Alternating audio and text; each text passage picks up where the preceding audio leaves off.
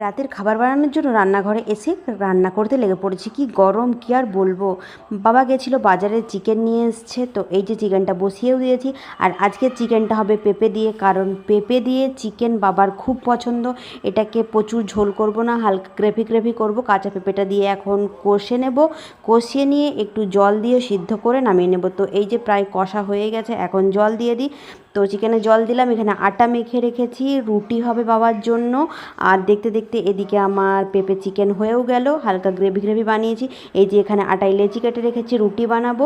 এই যে রুটি দেখুন হচ্ছে আমার, আর রুটিটা মোটামুটি ফুলছে, ঠিক আছে। তো আমি এতটাও নিকম্মা নয়, মোটামুটি কাজ করতে পারি। সো যাই হোক, এবারে রুটিটাকে চাপা দিয়ে রাখি হটপটের মধ্যে, চাপা দিয়ে দিলাম। এদিকে ত্রিশানবাবুকে খাবার খাইয়ে দিয়েছি, নিজেও খেয়ে নিয়েছি। ও এখন ঘুমোবে, কালকে ওর স্কুল নেই। তো যাই হোক, বাবার প্রিয় পেঁপে চিকেন দিয়ে বাবা আনন্দে IPL দেখতে দেখতে খাচ্ছে।